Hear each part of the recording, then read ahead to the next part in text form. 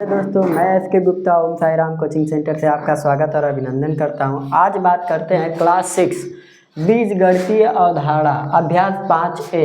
कहा गया है पहले क्वेश्चन में, शिक्षक प्रत्येक शिक्षार्थी को 3 पेंसिल देते हैं। यदि कक्षा में शिक्षार्थियों की कुल संख्या x हो तो बताइए शिक्षक ने शिक्षार्थियों को कुल कितने पेंसिल दिए। तो आप ऐसे लिख सकते हैं, हल आपको क्या करना है, कितने थे 3 पेंसिल। तो आप यहाँ पे 3 लिख सकते हैं, गुणे क्या लिख सकते हैं x बराबर।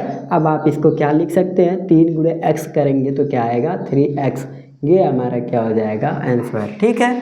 उसी प्रकार से दूसरे क्वेश्चन में कहा है, अपनी उत्तर पुस्तिका पर रिक्त स्थानों की संख्याओं की जगह पर बीज लिखिए और बताइए कि किसका प्रयोग होगा। देखिए 7 5 12, हमको पता है 12 और 5 जोड़ने पे 17 होता है। यहाँ पे खाली जगह दिया हुआ तो इस पर क्या भर दे, x भर दे। क्यों? क्योंकि x + 5 बराबर 17। तो x की जगह जब हम ज्ञात करने के लिए जाएंगे तो यहाँ पे होगा x + 5 बराबर 17। इसको इधर लेकर जाए तो x बराबर हो जाएगा, अब ये प्लस है उधर जाएगा तो -17 - 5 बराबर x का मान क्या आया आपका, x बराबर 12। समझ पाए? यानी x को आपको प्राप्त करना है। उसी प्रकार से यहाँ पे बात की जाए तो यहाँ पे क्या हो जाएगा हमारा x। ठीक, x क्यों होगा, कैसे होगा आपको पता है। अगर इसे सॉल्व करेंगे 40 - x बराबर यहाँ पे क्या होगा 30। अब इसको उधर लेकर जाएंगे तो ये प्लस है और ये क्या हो जाएगा माइनस। तो x बराबर क्या होगा यहाँ पे 30 - 40 यानी x का मान आएगा आपका -x का मान -10। क्यों? क्योंकि यहाँ पे x लगा है। यानी अब हमको समझ में आ रहा है x बराबर यहाँ पे क्या होगा 10 होगा। देखिए 10 माइनस में आया, यहाँ पे भी माइनस था तो ये 10 आएगा।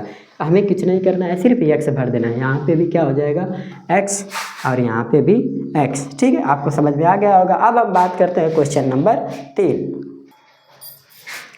रहीम के पास 10 रुपए थे, रजिया को उसने कुछ दे दिए। देने का मतलब होता है, देखिए इस प्रकार से आप हल लिख सकते हैं। ठीक, आप क्या करें, इसके पास कितना था, रहीम के पास 10। इसने क्या किया, रजिया को कुछ रुपए उधार दे दिए। कितने दे दिए हमको नहीं पता, तो यहाँ क्या होगा -x।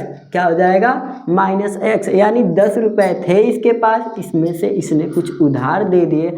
अब उसके पास कितने रुपए बचे, इस संबंध को अक्षर संहिता से, अक्षरों की संख्या की सहायता से आपको व्यक्त करना था। देखिए इनके पास 10 रुपए थे, इसमें से कुछ दे दिए तो 10 - x बराबर कितने रुपए दे दिए हमको नहीं पता। यही क्या हो जाएगा हमारा अक्षर संहिता। अब कितने रुपए बचे, तो अब यहाँ पे आप लिख सकते हैं 10 - x रुपए बचे।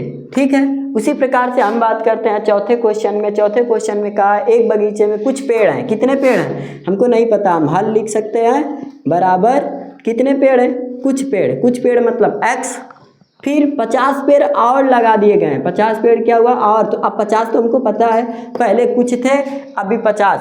अब कह रहा है तब कितनी हो गई 120। तो बताइए x का मान अभी तो फाइंड आउट किया जा सकता है ना कि पहले कितना था। अब आपका ये क्या हुआ समीकरण बन गया। लेकिन अब इसको सॉल्व करेंगे तो कैसे करेंगे, देख सकते हैं x + 50 बराबर 120।